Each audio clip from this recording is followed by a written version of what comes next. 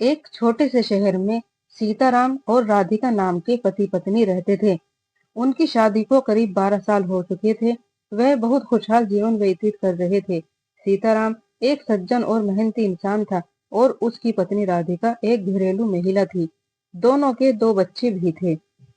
लेकिन जैसे जैसे दिन बीतते गए, सीताराम काम में बहुत व्यस्त रहने लगा और उसकी बीवी राधिका अपने आप में बहुत अकेलापन महसूस करने लगी।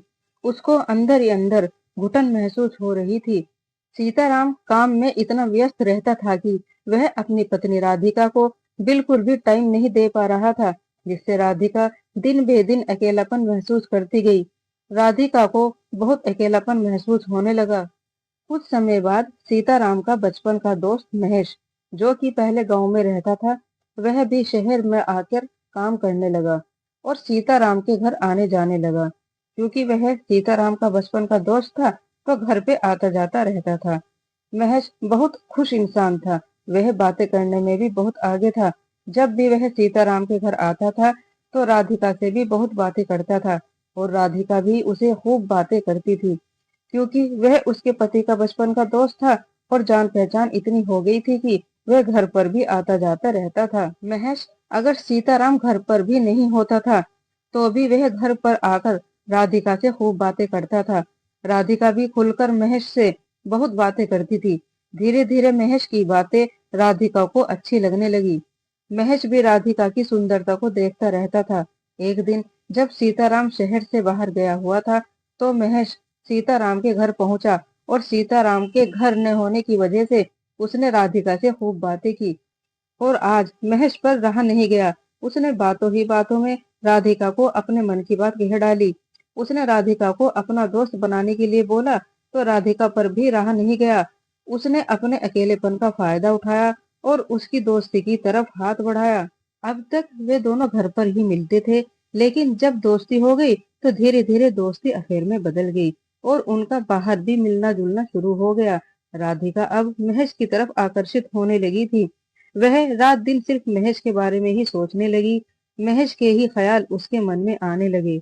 छोटा शहर होने की वजह से उन दोनों के रिश्ते की चर्चा चारों तरफ फैलने लगी। लेकिन सीताराम राधिका पर इतना विश्वास करता था कि महेश और अपनी बीवी राधिका की इस रिश्ते पर उसको विश्वास नहीं हुआ। एक दिन उनके पड़ोस में रहने वाले एक सज्जन व्यक्ति ने सीताराम को महेश और राधिका के रिश्ते की सच्चाई बताई। कुछ दिन ऐसे ही बीत गए।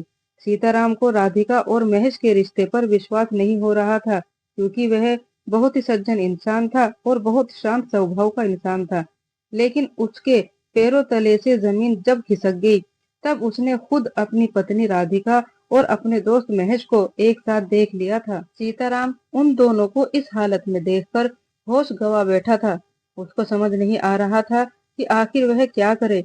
जिस भाई जैसे दोस्त को उसने इतना यकीन किया और राधिका को इतना सच्चा प्यार किया, वह दोनों मिलकर उसको धोखा दे रहे थे। आखिर जिस पत्नी को वह इतना प्यार करता है, वह उसको धोखा कैसे दे सकती है। घर का माहौल बहुत बिगड़ चुका था। रोजाना पति पत्नी के झगड़ों से बच्चे डरे हुए थे।